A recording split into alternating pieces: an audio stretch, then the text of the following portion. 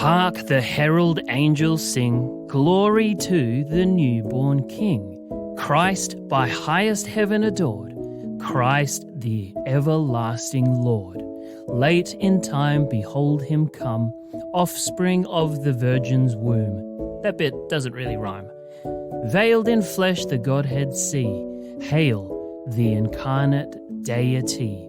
Pleased with us in flesh to dwell, Jesus our Immanuel. A classic Christmas carol written by Charles Wesley, the brother of John Wesley, whose life we explored in a recent episode. I'd be surprised if you haven't heard that carol before. It's such a ubiquitous anthem, and it declares the Incarnation, the Godhead veiled in flesh, the incarnate Deity, dwelling in flesh, Jesus our Immanuel, meaning God with us. This is the great claim of Christmas, that God became human. And that is what the Incarnation means. And that is the theme for this week's episode.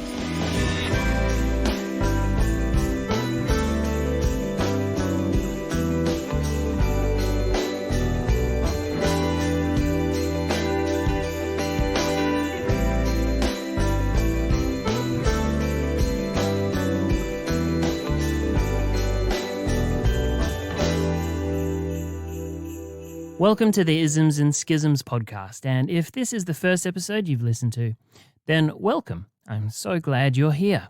I'm also glad all the rest of you are here as well, but if this is your first time, you've arrived at a slightly awkward time because this is the final episode of 2023. It's like rocking up to a party having read the invitation wrong and everyone's gone home and the host is packing up but kindly offers you a cup of tea. But you'll have plenty of time to catch up before new episodes next year. Thank you, all of you who have listened faithfully to the 30-something episodes I've enjoyed making and releasing this year. I feel like I've learnt a lot, not just about sharpening up my own theology and church history, but also how to make a podcast, record audio, edit, and put things together. I've learned more about microphones than I expected. I hope you've learnt something too and enjoyed my ramblings. I'm pretty sure they mostly made sense. I've said it before, but my goal here is not to get you to think exactly the same as me, but to challenge you to think bigger and different, or at least from a different perspective. For me, theology is not about getting things right. It's not about doctrine, per se. Not exactly. It's partly about doctrine and trying to get things as accurate as we can, but honestly, I think that's kind of all secondary. To sound cliched, theology is more about the journey than the destination. It is about having a posture of curiosity and a constant desire to learn, to challenge, and to grow. Theology is a response to a living and active God who has made himself known for the sake of relationship. So I hope these episodes have challenged you, interested you, excited you, and have helped you in some way. So that's enough reflection. Let's look at this week's topic, incarnation. What does it mean? It comes from the Latin incarno, meaning in flesh, which is generally drawn from John chapter 1, verse 14. And the Word became flesh and lived among us. In simple terms, it's God becoming human, the Creator getting amongst the creation. We have discussed this somewhat in other episodes, so you might like to listen to the episodes on Christology, Arianism, Nestorianism, and the Chalcedonian Schism before listening to this episode. But you don't have to. No one's making you. But in this episode, we'll discuss some of the broader implications of the claim that Jesus was and is God incarnate. The claim that Jesus is both God and human is a weird thing to say, to be honest, but it's a faithful attempt at explaining descriptions of the encounters that people had of Jesus that were then recorded, some of which became part of the New Testament. It is not to say that there are two gods, but one two natures in the one person, united but not mixed or compromised. This mystery is precisely that which is celebrated at Christmas on the 25th of December. Why the 25th? Listen to the last episode. This idea of the incarnation is actually unique among the major world religions. No other religion says that God became flesh. There's not really anything like it in any of the old mythologies either. There are versions of animism and pantheism, but those are still quite distinct. Hinduism has a kind of incarnation theology, these divine beings known as avatars. Krishna was an avatar of Vishnu, but it's not exactly the same. The avatar doesn't actually become flesh in the same sense. And various religions like Buddhism have a form of reincarnation, but that's not a divine being becoming human. Christianity stands alone in this sense. One of the key biblical texts that speaks to this doctrine of incarnation is John chapter 1. Let's have a read. In the beginning was the Word, and the Word was with God, and the Word was God. He was in the beginning with God. All things came into being through him, and without him not one thing came into being. What has come into being in him was life, and the life was the light of all people. He was in the world, and the world came into being through him, yet the world did not know him. He came to what was his own, and his own people did not accept him. But to all who received him, who believed in his name, he gave power to become children of God. And the Word became flesh and lived among us. And we have seen his glory, the glory as of a Father's only Son, full of grace and truth. No one has ever seen God. It is the only Son, himself God, who is close to the Father's heart, who has made him known. In this opening passage to the Gospel of John, a philosophical rumination on who Jesus was, we read that the Logos, the Word, was with God and became flesh and lived among us. In Greek, the key word of verse 14 is eskenosin, the root word meaning to pitch one's tent, to make their dwelling place. A contemporary translation could be that the Word rented a house in the suburbs with a good cafe around the corner close to a train station, and with that one weird neighbour who practices their bagpipes at dinner time. Is that not everyone's experience? But think about it. Imagine if Donald Trump rented the house next to yours and became your neighbour. Votes out there that we could get, because we're now just coming into what they call Trump territory. I don't know what you call it. Maybe not a thought I would really like to entertain personally, or to put it into a first century context, imagine being a Jewish peasant and along comes Caesar and sets up a carpentry workshop next to yours. That would be pretty wild, and you'd probably live in constant fear of getting caught up in some assassination plot. Profits would likely see a significant drop at the Ides of March. The word also recalls the tabernacle, which was the tent that the Israelites used as their center of worship until they constructed their temple. It represented the physical location on earth of God's presence. Though the word eskenosin does not itself connote anything supernatural, I think its use in this first chapter of John is supposed to remind people of this idea of God living among his people. And that's also the meaning of one of the names given to Jesus, Immanuel. In Matthew chapter 1, an angel appeared to Joseph and tells him that the child that Mary would give birth to would be called Immanuel, quoting from Isaiah chapter 7. And this name literally means God with us. By itself, this is not a statement of Jesus' divinity, but when combined with everything else, all of the other verses that we find elsewhere, I think this certainly does point in the direction of Jesus' divinity. At the end of Matthew, Jesus' final words are, "I am with you, always, to the end of the age," functioning as bookends, or to use technical jargon, it functions as an inclusio. At the beginning of Matthew, Jesus is called God with us. And at the end of Matthew, Jesus says, I am with you. This idea of being with us, of tabernacling with his people, making his dwelling amongst and renting the house next to, is the essence of the incarnation. He is not distant. He is close. He is not unfeeling or unaware. He has first-hand knowledge of the human experience. Another key passage is from the epistle to the Philippians. Christ Jesus, who, though he existed in the form of God, did not regard equality with God as something to be grasped, but emptied himself, taking the form of a slave, assuming human likeness, and being found in appearance as a human, he humbled himself and became obedient to the point of death, even death on a cross. This was likely part of a hymn or a creed that had been floating around the early Jesus movements, which Paul liked, approved of, and included in his letter.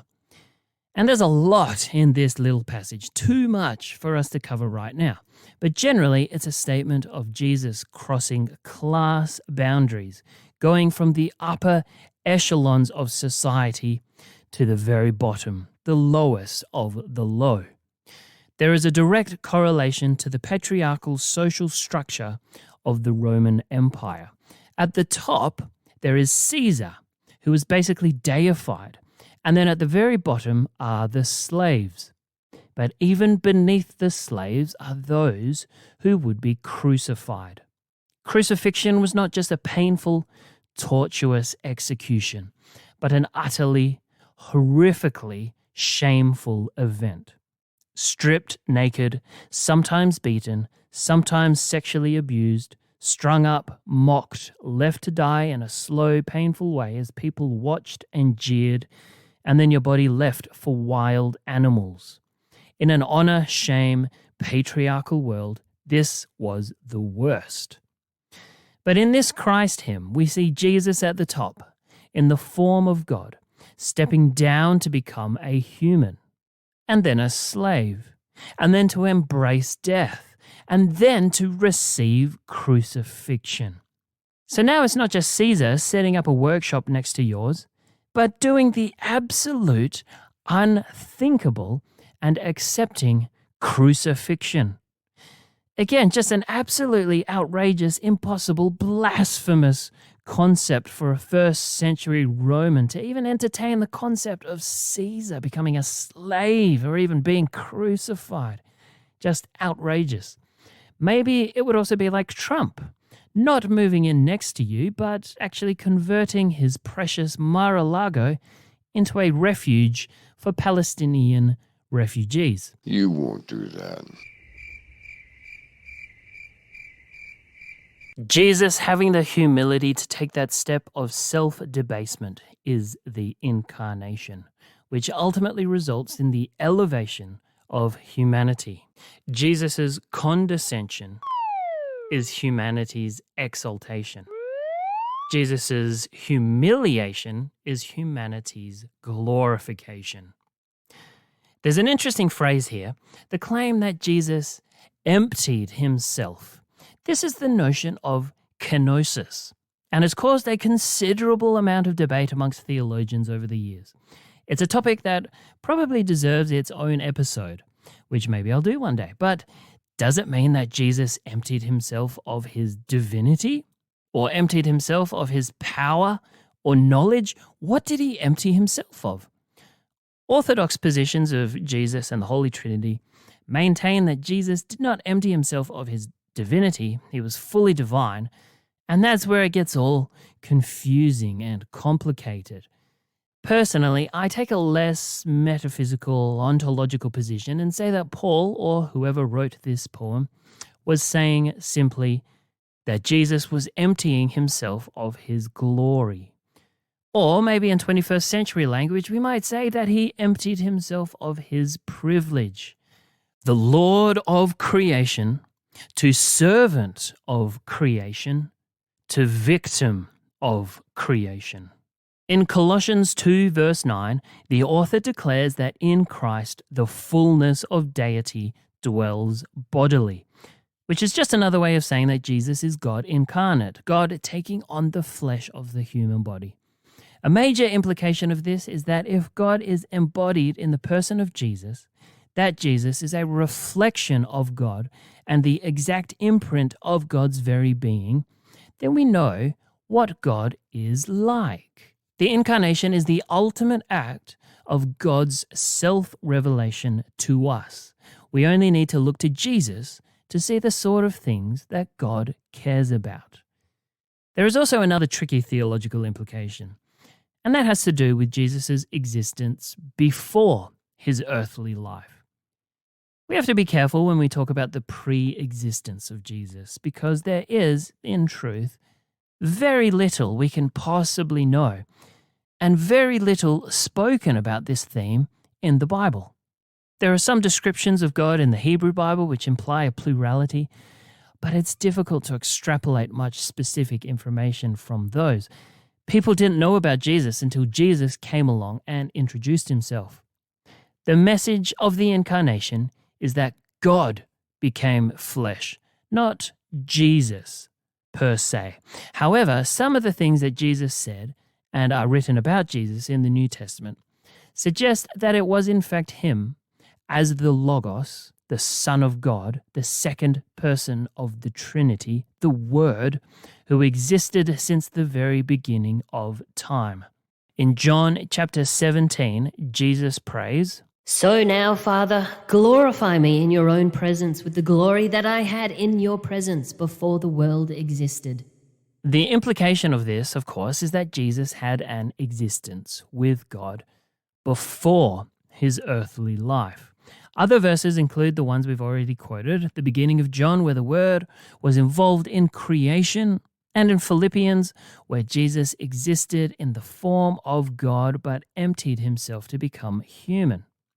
There are quite a few other verses which point to Jesus' pre-existence, but I'm not going to go through all of them right now. We've covered some of that in previous episodes. Theologically and philosophically, the Incarnation poses great challenges. One of which is that this is not a simple change for Jesus, as if he put on a new set of clothes or hopped out of one car and got into another. There is a fundamental difference between the being of God and of human nature. It's far more significant than, say, corn in a microwave turning into popcorn, or egg whites turning into a meringue. Those are still material things. The difference between God and humanity is vast.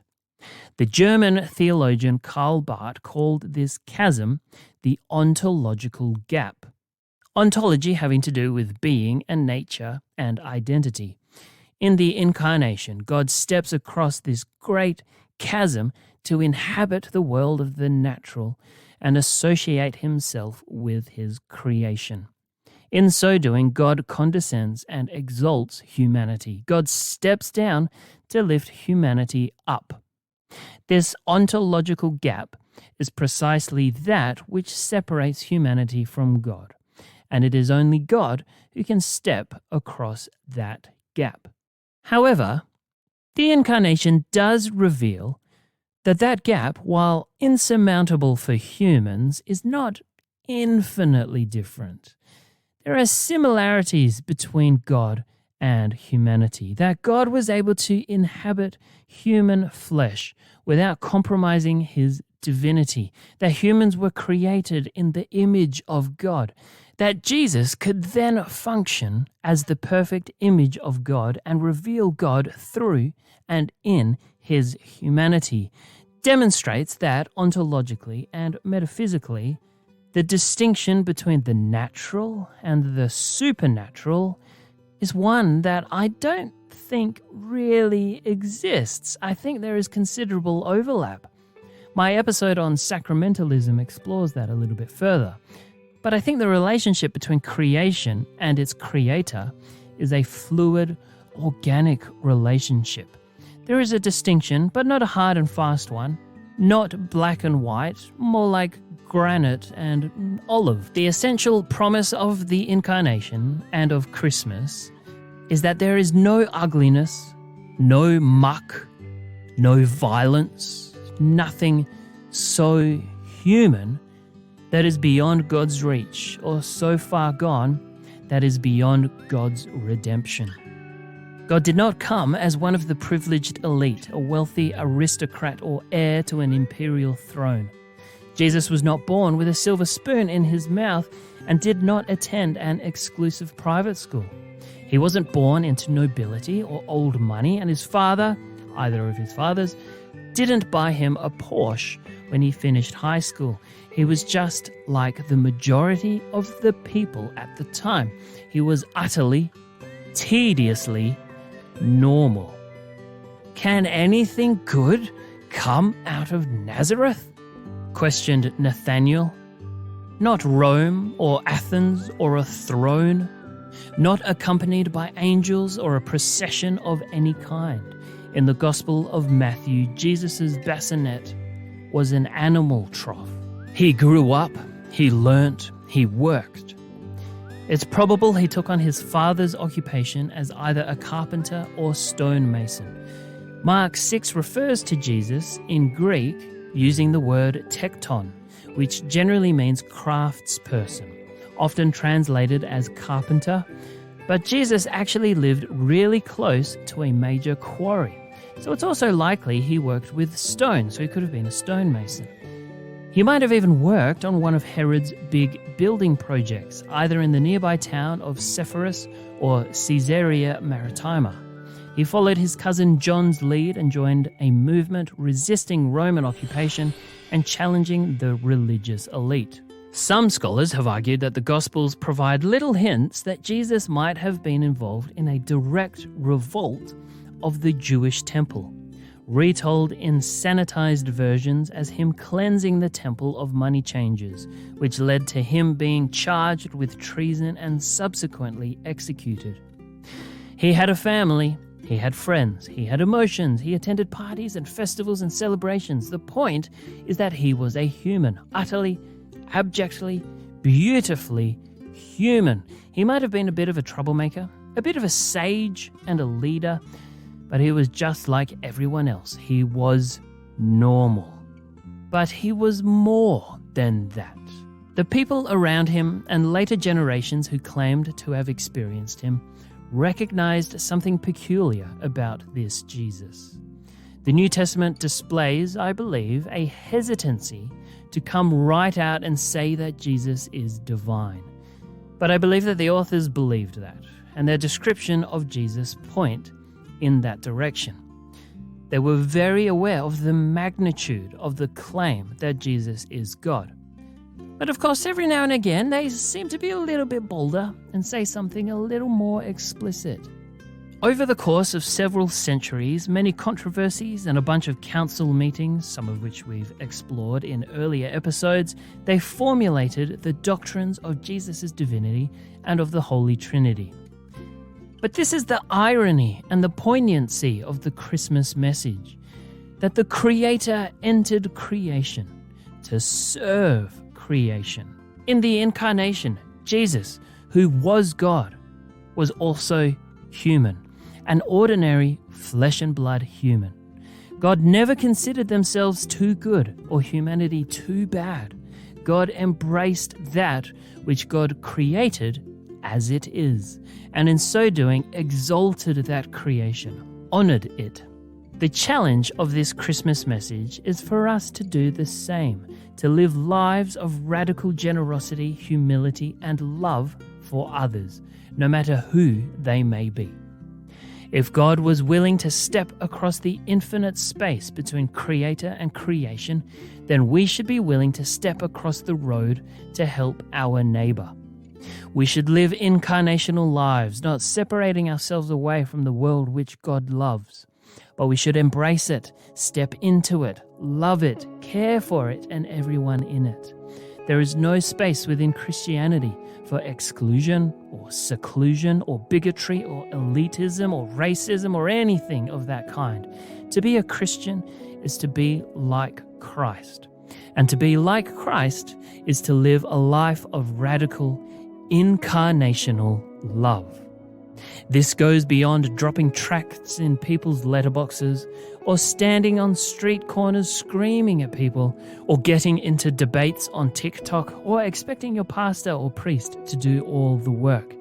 Instead, you should do life with people, get vulnerable with people, share good moments and difficult moments, send memes to one another, play basketball and board games with one another, help others and then ask them for help, tip your barista and compliment someone's driving, all the while doing the sort of things that Christ wants from you.